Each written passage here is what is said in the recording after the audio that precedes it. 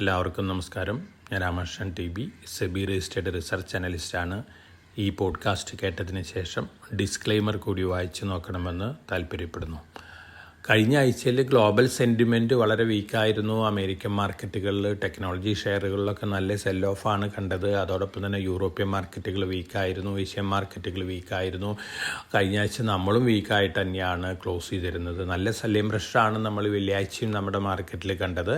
അതോടൊപ്പം തന്നെ കമോഡിറ്റികളുടെ കാര്യം നോക്കുകയാണെങ്കിൽ കമോഡിറ്റികൾ സ്ലൈറ്റ്ലി വീക്കായിട്ടാണ് ഒട്ടുമിക്കവാറും കമോഡിറ്റികൾ ക്ലോസ് ചെയ്തിരുന്നത്. പക്ഷേ അയൺ ഓറും ബ്രണ്ട് ക്രൂഡ് ഓയിലും വലിയ രീതിയിലുള്ള തകർച്ചയാണ് കഴിഞ്ഞ ആഴ്ചയിൽ നേരിട്ടത്. അതിൻ്റെ ഒരു പോസിറ്റീവ് ഇമ്പാക്റ്റ് ഇന്ത്യയിലത്തെ പെയിൻറ്റ് കമ്പനികൾക്കും ടയർ കമ്പനികൾക്കും അദസീവ് കമ്പനികൾക്കും സിമൻറ്റ് കമ്പനികൾക്കൊക്കെ കാണാനുണ്ട്. പക്ഷേ ഇപ്പോഴത്തെ സെൻറ്റിമെൻറ്റ് വെച്ച് നോക്കുകയാണെങ്കിൽ പൊതുവെ ഒരു നെഗറ്റീവ് സെൻറ്റിമെൻ്റാണ് നമ്മൾ തിങ്കളാഴ്ച ഓപ്പൺ ചെയ്യുമ്പോൾ എക്സ്പെക്റ്റ് ചെയ്യുന്നത്. ഗിഫ്റ്റ് നിഫ്റ്റി ക്ലോസ് ചെയ്ത് നോക്കുകയാണെങ്കിൽ തിങ്കളാഴ്ച ഇന്നത്തെ സിറ്റുവേഷൻ വെച്ച് നോക്കുകയാണെങ്കിൽ നമ്മളൊരു ഗ്യാപ്പ് ഡൗൺ ഓപ്പണിംഗ് ആണ് എക്സ്പെക്റ്റ് ചെയ്യുന്നത്. ഗിഫ്റ്റ് നിഫ്റ്റി ക്ലോസ് ചെയ്തിരുന്നത് 24,773.5 പോയിന്റിലാണ്. അതേസമയം വെള്ളിയാഴ്ച 3:30 ട്രേഡിംഗ് അവസാനിക്കുമ്പോൾ ഗിഫ്റ്റ് നിഫ്റ്റി 24,909.4 ക്ലോസ് ചെയ്തിരുന്നത്. അപ്പോൾ ഒരു ഗ്യാപ്പ് ഡൗൺ ഓപ്പണിംഗ് അല്ലെങ്കിൽ ഒരു വീക്ക് ഓപ്പണിംഗ് ആണ് നമ്മൾ മൺഡേ കാണാൻ പോകുന്നത്. ഇതിന് പ്രധാനപ്പെട്ട കാരണം ഗ്ലോബൽ സെൻറ്റിമെൻറ്റ് തന്നെയാണ്.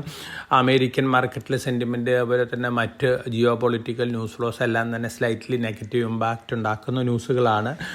മേജറായിട്ടുള്ള ഇവൻ്റ് എന്ന് പറയുന്നത് അമേരിക്കൻ മാർക്കറ്റ് ആക്ടിവിറ്റീസ് തന്നെയാണ്. ഈ മാസം 17-18 തീയതികളിലാണ് US ഫെഡിൻ്റെ ഇൻട്രസ്റ്റ് റേറ്റ് ഡിസിഷൻ വരുന്നത്. ഇൻട്രസ്റ്റ് റേറ്റ് കുറയ്ക്കുക എന്നുള്ള കാര്യം തീർച്ചയാണ്. 0.25 ആണോ 0.5 ആണോ എന്നുള്ള കാര്യം മാത്രമാണ് ഇനി കാണാനുള്ളത്. തീർച്ചയായിട്ടും അത്തരത്തിലുള്ള ഡിസിഷൻ വരാൻ ചാൻസസ് ഉണ്ട്.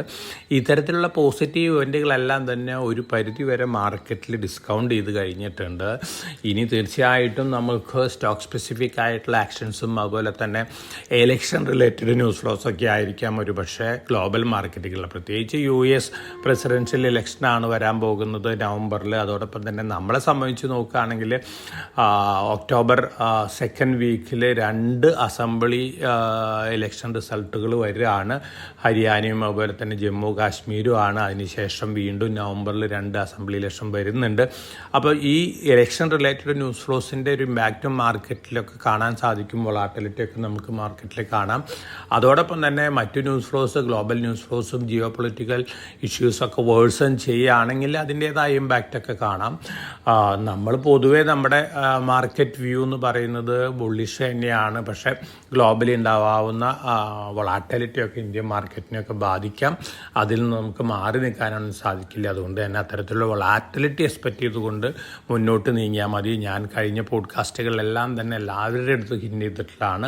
അറ്റ് എവരി റൈസ് കുറേയൊക്കെ പ്രോഫിറ്റ് ബുക്ക് ചെയ്യണം എന്നുള്ള കാര്യം.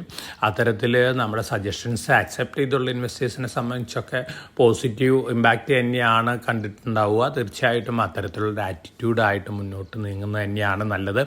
ഇനി ഈ മാർക്കറ്റ് വൊളാറ്റിലിറ്റിയിൽ മാർക്കറ്റൊക്കെ താഴെ വന്നിട്ടുണ്ട്. പക്ഷേ എൻ്റെ സജഷൻസ് അക്സെപ്റ്റ് ചെയ്തിട്ടുള്ള കോട്ടക് ഷെയർവെൽത്തിൻ്റെ ക്ലയൻസിനും മറ്റ് ക്ലയൻസുകൾക്കും ഒക്കെ ഒരു നിരാശയും ഉണ്ടാവില്ല. കാരണം നമ്മുടെ റെക്കമെൻഡഡ് സ്റ്റോക്കുകളെല്ലാം തന്നെ മുന്നേറിക്കൊണ്ടിരിക്കുകയാണ്. ഒരുപക്ഷെ 2 മാസത്തെ നമ്മുടെ പെർഫോമൻസ് കീടെക്സിൽ മാത്രം എടുക്കുകയാണെങ്കിൽ ഓൾമോസ്റ്റ് 100% ആണ് റിട്ടേൺ വന്നിട്ടുള്ളത്. അതുപോലെ തന്നെ നമ്മുടെ പ്രീമിയർ എനർജീസ്, അത്തരത്തിലുള്ള എല്ലാ സ്റ്റോക്കുകളിലും നല്ല റിട്ടേൺ തന്നെയാണ് നമ്മുടെ ഇൻവെസ്റ്റേഴ്സിന് കിട്ടിക്കൊണ്ടിരിക്കുന്നത്. കഴിഞ്ഞ ആഴ്ചയിൽ നോക്കുകയാണെങ്കിൽ സ്റ്റോക്ക് സ്പെസിഫിക് ആയിട്ടുള്ള ധാരാളം ന്യൂസ് ഫ്ലോസ് വന്നിരുന്നു. ഗുജറാത്ത് ഗ്യാസ്, അതുപോലെ തന്നെ ഗുജറാത്ത് സ്റ്റേറ്റ് പെട്രോനെറ്റ് ലിമിറ്റഡ്, അതുപോലെ തന്നെ ആ കമ്പനികളുടെ അണ്ടറിലുള്ള മറ്റ് 2 കമ്പനികൾ, ഇത് അടങ്ങിയിട്ടുള്ളൊരു റീസ്ട്രക്ചറിങ് ഗുജറാത്ത് ഗ്യാസ് അനൗൺസ് ചെയ്തിരുന്നു. പൊതുവെ ഈ കമ്പനികളെ സംബന്ധിച്ചൊക്കെ അത് പോസിറ്റീവ് ഇമ്പാക്റ്റ് ഉണ്ടാക്കുന്ന ന്യൂസുകളാണ്. അതോടൊപ്പം തന്നെ നമ്മുടെ തന്നെ റെക്കമെൻഡഡ് സ്റ്റോക്കാണ് ജോൺ കോക്കറിൽ വലിയ പോസിറ്റീവ് ന്യൂസ് ഫ്ലോസ് ആണ് പുറത്തു വിട്ടുകൊണ്ടിരിക്കുന്നത്. ഡിഫൻസ് റിലേറ്റഡ്, അതുപോലെ തന്നെ മറ്റ് എനർജി റിലേറ്റഡ് ആക്ടിവിറ്റീസിലൊക്കെ വലിയ രീതിയിലാണ് ഇന്ത്യയിൽ അവർ എക്സ്പാൻഷൻ പ്ലാനുകളിലേക്ക് പോകുന്നത്. ഇലക്ട്രോലൈസർ മാനുഫാക്ചറിങ്ങിൽ ലോകത്തിലെ ഏറ്റവും കൂടുതൽ വലിയ ഇൻവെസ്റ്റ്മെൻ്റ് ആണ് ഇവർ നടത്താൻ പോകുന്നത്. അതുപോലെ തന്നെ ഇന്ത്യനൊരു ഇലക്ട്രോലൈസർ എക്സ്പോർട്ട് ഹബ്ബായിട്ട് മാറ്റാനുള്ള ഡിസിഷനൊക്കെയാണ് ഈ കമ്പനി എടുത്തിട്ടുള്ളത്. ഈ കമ്പനിയെ സംബന്ധിച്ചൊക്കെ വളരെ പോസിറ്റീവായിട്ടുള്ള ന്യൂസാണ്. അതുപോലെ തന്നെ നമ്മൾ റിസ്കി ബെറ്റുകൾ ഇൻവെസ്റ്റേഴ്സിന് റെക്കമെൻഡ് ചെയ്തിരുന്നു, സജസ്റ്റ് ചെയ്തിരുന്നു. റിലയൻസ് ഇൻഫ്രം, റിലയൻസ് പവറൊക്കെയാണ്. തീർച്ചയായും തീർച്ചയായിട്ടും ഞാൻ അടിയോരിയിട്ട് പറയുകയാണ്, റിസ്കി ബെറ്റുകൾ തന്നെയാണ്. കാരണം ഈ ഗ്രൂപ്പിൻ്റെ നെഗറ്റീവ് ഇമ്പാക്റ്റുകൾ എന്തെങ്കിലും വീണ്ടും ഇഷ്യൂസ് ഉണ്ടാക്കുകയാണെങ്കിൽ തീർച്ചയായിട്ടും അതിലൊക്കെ ഒരു വൊളാറ്റിലിറ്റി കാണാം. പക്ഷേ ഇപ്പോഴത്തെ അവസ്ഥയിൽ ധാരാളം പോസിറ്റീവ് ന്യൂസ് വീണ്ടും വന്നുകൊണ്ടിരിക്കുകയാണ്. Reliance infra electric vehicle manufacturing രംഗത്തേക്ക് കടക്കാണെന്നുള്ള റിപ്പോർട്ടുകളൊക്കെ വരുന്നുണ്ട്. BYD ചൈനയിൽ നിന്ന് റിട്ടയർ ചെയ്തുള്ള ഒരു എക്സിക്യൂട്ടീവിനെ ഹയർ ചെയ്തിരിക്കുകയാണ്. അതുകൊണ്ട് തന്നെ ഈ സ്റ്റോക്കിൽ മാർക്കറ്റ് താഴെ വരുമ്പോൾ ഒരു ബൈയിങ് ആക്ടിവിറ്റി കാണാനുള്ള ചാൻസസ് ഒക്കെ ഉണ്ട്. അതോടൊപ്പം തന്നെ റിലയൻസ് പവർ ഡെറ്റ് ഫ്രീ ആയിട്ടുള്ളൊരു കമ്പനിയാണ്. ഇപ്പോൾ ട്രേഡ് ചെയ്യുന്ന 30 രൂപ റേഞ്ചിലൊക്കെയാണ്. ഞാൻ നേരത്തെ പറഞ്ഞ പോലെ റിസ്ക് എടുത്ത് മാർക്കറ്റിൽ ഇൻവെസ്റ്റ് ചെയ്യുന്ന ഇൻവെസ്റ്റേഴ്സിനെ സംബന്ധിച്ച് ഇൻവെസ്റ്റ് ചെയ്യാവുന്ന സ്റ്റോക്കുകളാണ്. ഈ വരുന്ന ന്യൂസുകളെല്ലാം തന്നെ പോസിറ്റീവാണ്. ജൂണിൽ തന്നെ റിലയൻസ് ഇൻഫ്ര 2 സബ്സിഡിയറികൾ ഫോം ചെയ്തിരുന്നു. ഒരു subsidiary Reliance EV private limited ആണ്. EV വെഹിക്കിൾസ് ഉണ്ടാക്കാൻ വേണ്ടിയുള്ളൊരു കമ്പനി തന്നെയാണ്. അപ്പോൾ തീർച്ചയായിട്ടും ഈ ഗ്രൂപ്പിനെ സംബന്ധിച്ച് പോസിറ്റീവ് ന്യൂസ് ഫ്ലോസ് ഉണ്ട്. ഞാൻ നേരത്തെ സൂചിപ്പിച്ച പോലെ റിസ്കി ബെറ്റുകളാണെന്ന് മാത്രം. PTC ഇൻഡസ്ട്രീസ് വളരെ പോസിറ്റീവായിട്ടുള്ള ഇൻവെസ്റ്റ്മെൻറ്റ് റിട്ടേൺ ഇൻവെസ്റ്റേഴ്സിന് നൽകിയിട്ടുള്ളൊരു കമ്പനിയാണ്. അഡ്വാൻസ്ഡ് കാസ്റ്റിംഗ് ടെക്നോളജിയാണ് അവർ ഇൻവെൻറ്റ് ചെയ്തിരിക്കുന്നത്. ഫസ്റ്റ് കമ്പനിയാണ് ഇന്ത്യയിൽ ഇത്തരത്തിലുള്ളൊരു ടെക്നോളജി ഇൻവെൻറ്റ് ചെയ്യുന്നത്. എയറോസ്പേസ് അതുപോലെ തന്നെ ഡിഫൻസ് റിലേറ്റഡ് രംഗത്തൊക്കെ യൂസ് ചെയ്യുന്ന എയർ ഫോയിൽസ്, അതായത് ബ്ലേഡുകളും വെയിൻസും ഒക്കെ ഉണ്ടാക്കുന്ന ഒരു ടെക്നോളജിയാണ്. തീർച്ചയായിട്ടും PTCനെ സംബന്ധിച്ച് ലോങ് ടൈമിൽ വലിയ പോസിറ്റീവ് ഇമ്പാക്റ്റ് ഉണ്ടാക്കുന്ന ന്യൂസുകൾ തന്നെയാണ് ഇത് വന്നുകൊണ്ടിരിക്കുന്നത്. ഒപ്പം നമ്മൾ മിനിസ്ട്രി ഗവൺമെൻറ് സോളാർ ഇൻഡസ്ട്രിക്ക് വലിയ രീതിയിലുള്ള ഇൻസെൻറ്റീവുകളും വലിയ പ്ലാനുകളൊക്കെയാണ് പ്ലാൻ ചെയ്തുകൊണ്ടിരിക്കുന്നത്, അനൗൺസ് ചെയ്തുകൊണ്ടിരിക്കുന്നത്. അതിൻ്റെ പോസിറ്റീവ് ഇമ്പാക്റ്റൊക്കെ ആ സെക്ടറിൽ അതാത് സ്റ്റോക്കുകളിലൊക്കെ കാണാനുണ്ട്.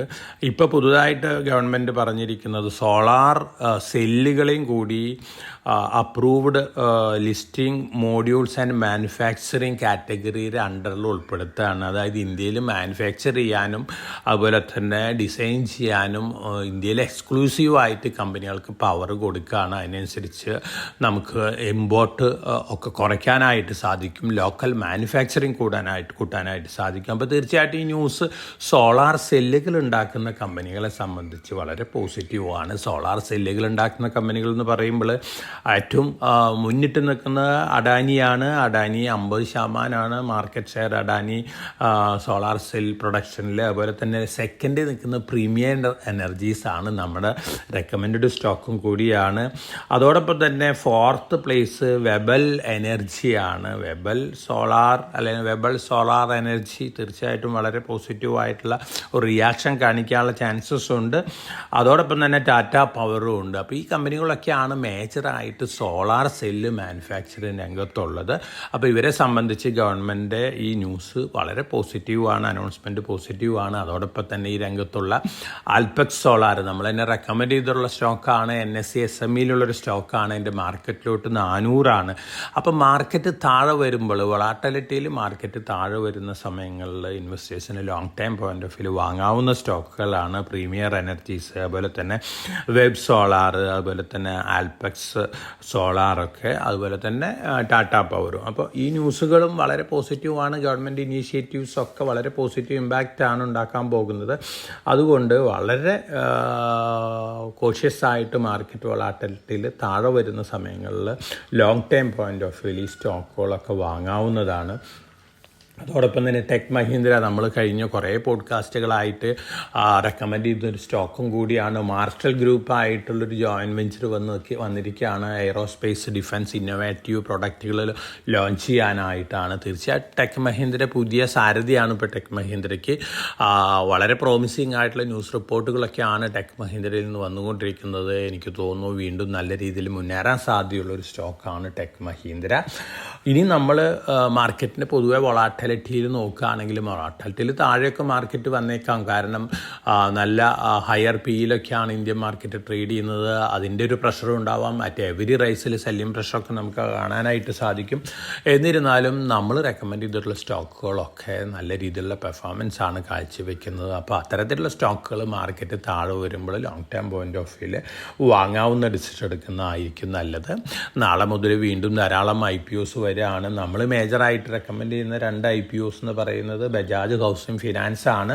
8328 കോടി ഇക്വിറ്റി ക്യാപിറ്റൽ ഉണ്ട്. ഇത് മാത്രമാണ് ഒരു ചെറിയ നെഗറ്റീവ് ഉള്ളൂ. കാരണം കൂടുതൽ ഇക്വിറ്റി വരും തോറും സ്റ്റോക്ക് പ്രൈസ് മൂവ്മെൻറ്റ് വളരെ സ്ലോ ആയിരിക്കും. ഇപ്പോൾ അവർ ഇഷ്യൂ പ്രൈസ് വരുന്ന 70 രൂപയാണ്.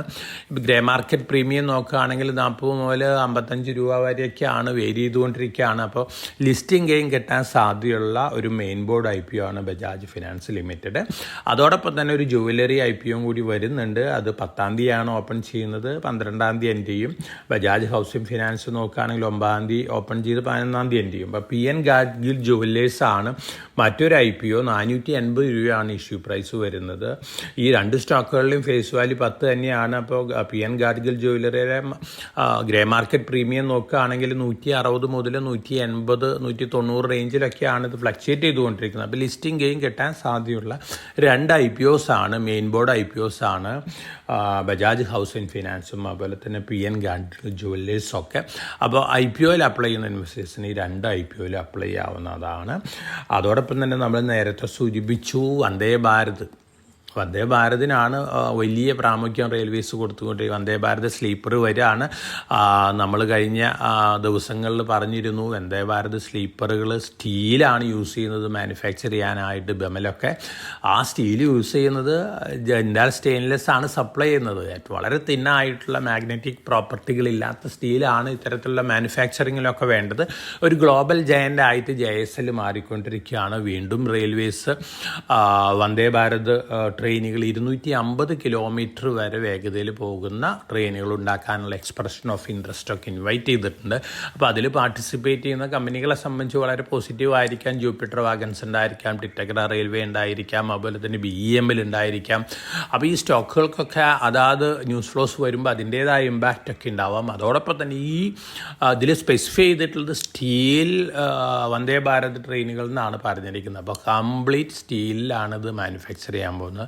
ഇതിൻ്റെ മേജർ ബെനിഫിഷ്യറി ആവാൻ പോകുന്നത് ഒരു കമ്പനി ജിൻഡാൽ സ്റ്റെയിൻലെസ് ലിമിറ്റഡ് ആണ്. അപ്പം മാർക്കറ്റ് താഴെ വരുന്ന അവസരങ്ങളിൽ ഇത്തരത്തിലുള്ള സ്റ്റോക്കുകളും ലോങ് ടൈം പോയിൻ്റ് ഓഫ് വ്യൂവിൽ വാങ്ങുന്ന ഡിസിഷൻ നന്നായിരിക്കുന്നതാണ് എൻ്റെ ഒരു സജഷൻ.